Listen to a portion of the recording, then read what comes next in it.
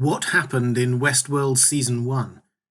This is an overview and recap for those who have watched it and perhaps forgotten some of the details because it's been quite a while.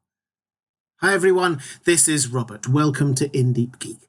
I'll be covering Westworld Season 3 in full, so if you want episode breakdowns, explanations, live discussions and much more, please click on the subscribe button in the bottom right of your screen and the bell icon.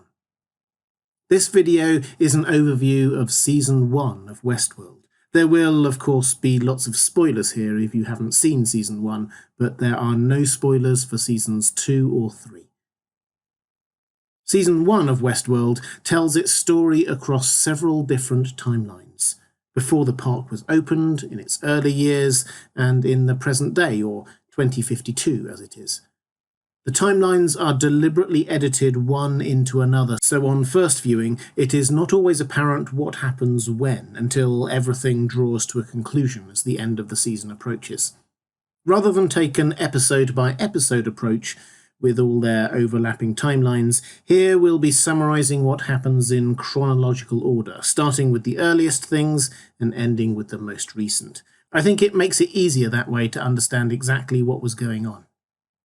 We start with Robert Ford and Arnold Webber, inventors, developers, and business partners. They have developed lifelike robots they call hosts and are planning on launching an exclusive theme park called Westworld. The hosts are incredibly realistic, following routines and loops, but are also able to improvise and interact with human guests. The park will have no rules, and being set in the Wild West, guests can do whatever they want to the hosts, living out their darkest desires. Shortly before they were about to open the park, however, Arnold started to come to realise that the hosts were capable of becoming conscious or sentient. This isn't entirely unprompted. Arnold had lost a son recently, and this spurred him on to do private sessions with Dolores, where he tried to push her towards consciousness, to create life, as it were. At a technical level, what seems to have been happening is that Arnold had created a routine called the Reveries, which allowed hosts to unconsciously access past memories and experiences in order to become more lifelike. They could improvise new gestures, for example. But in some hosts, this also allowed them to access memories of past narratives and experiences more generally. Arnold pushed Dolores along the path to consciousness through the use of the maze, his theory on how to create consciousness made real in the park, a path of testing and developing empathy and imagination. And eventually he came to the conclusion that Dolores had done it. She had become sentient. He tried to persuade Ford of this, and that if the park opened, the sentient hosts would be subject to the repeated violent delights of the guests, murder, abuse, and, well, whatever evils the human mind can devise. Ford was not convinced, and Arnold took drastic measures. He got Dolores to kill him and all the hosts she could find in the area, hoping the tragedy would make Ford rethink. It didn't. And in fact, Ford rebuilt Arnold as a host called Bernard, wiped Arnold from the corporate memory, and opened the park. At which point, let's cut forward a few years. We meet Logan, a park regular, and William, his future brother-in-law and new executive vice president of Delos, a first-timer. Logan wants to give William a real Westworld experience, by which he means violence and carnal delights. William is at first a bit reticent, but then starts getting attached to Dolores, taking her along with him on their travels. This attachment grows stronger, and he, like Arnold before him, starts to believe that she is different, sentient. William goes with her as she starts to access what appear to be old memories and follows the urgings of the maze Arnold designed for her in the park. But eventually they become separated. She gets reset by the park staff and put back into her Dolores Abernathy loop. We leave the action at this point in time with William a changed man, a more grizzled, dark figure, and committing Delos to investing heavily in Westworld. Let's cut forward again, 30 years this time.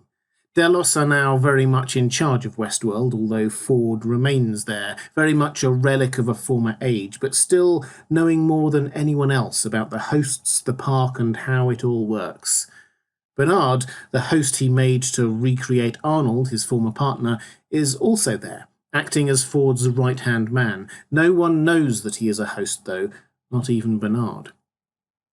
William has returned to the park, an older man, the man in black. He seems now to be searching for meaning, and having explored pretty much all of the park, has picked up on the references to the maze that Arnold built for Dolores. The man in black is convinced that the maze is some kind of hidden final game in Westworld, put there by Arnold, something that brings meaning to all this, with real stakes and danger. He doesn't turn back, even when told by Ford that the maze is not for him, violently co-opting Dolores, Teddy, Lawrence, Armistice, and many others in his quest. And he does find the centre of the physical maze, as it were, with Dolores as she finds something buried in a grave with her name on it. It's a child's toy maze. This is important for her, but for him, it's just baffling and frustrating. Ford takes him to the gala, telling him that he will find the new narratives he has planned more to his liking. We'll get back to William and Ford and Dolores and that gala in a bit, because that's when all the threads of the season pull together. But let's have a look at what was happening behind the scenes in the wider park. It seems that Delos are trying to slowly push Ford out, so they have complete creative control of the hosts in Westworld.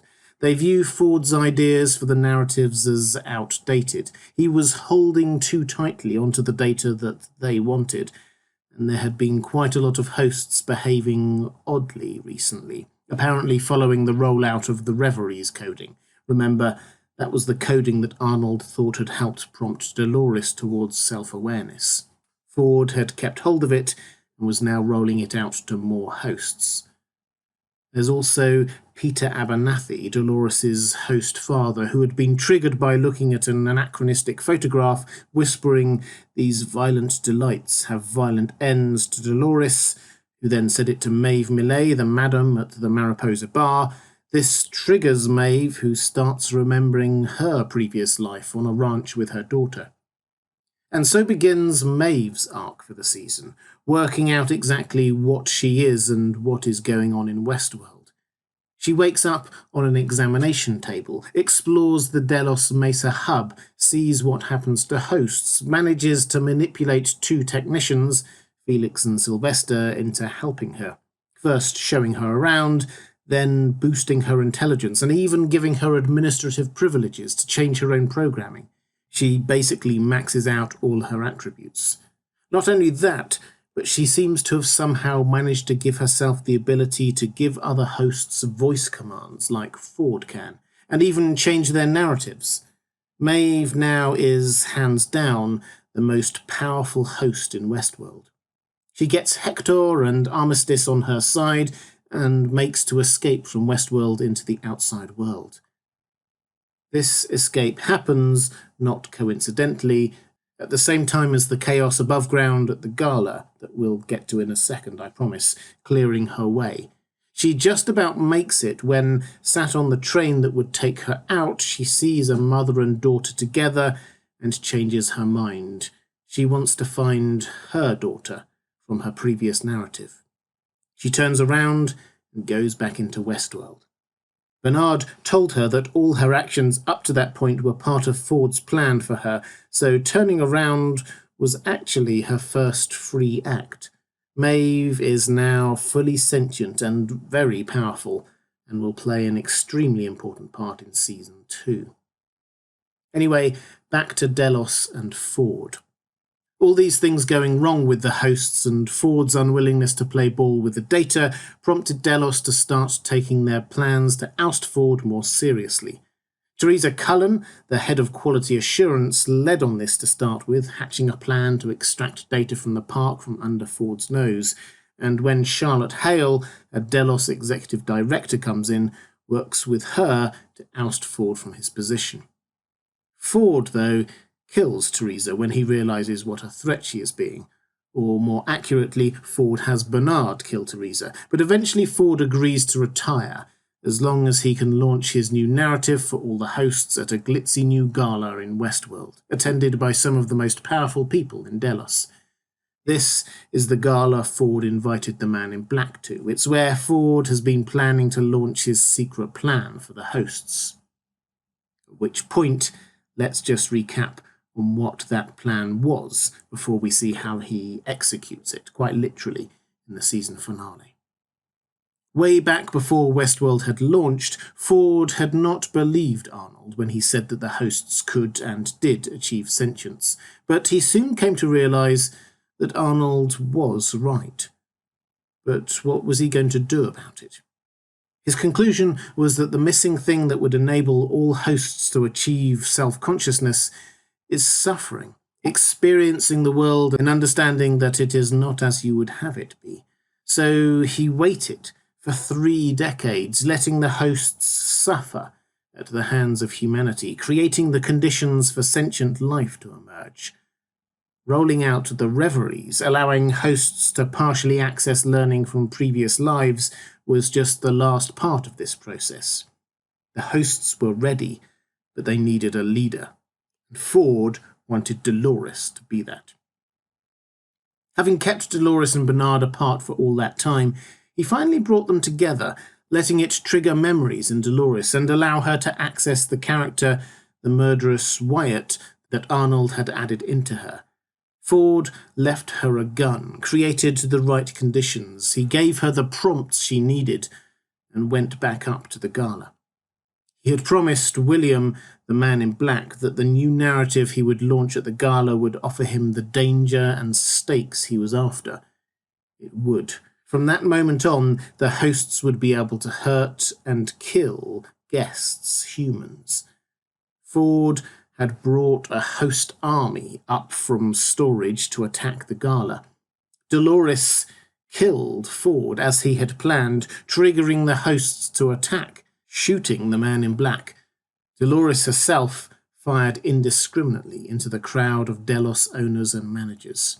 She was fully sentient now, as were Maeve and Bernard, fully aware of the wrongs that had been done to her and the other hosts over decades, and set on revenge. In Deep Geek, we'll be covering Season 3 of Westworld in full. Pre-show live streams, episode breakdowns, and explanations of key plot points. If you're interested in that, please click on the subscribe button in the bottom right of your screen. Or if you'd like to support In Deep Geek or get access to some of the content I create exclusively for my patrons, click on the link on the right of your screen. Thanks for watching, take care, and I'll see you again soon.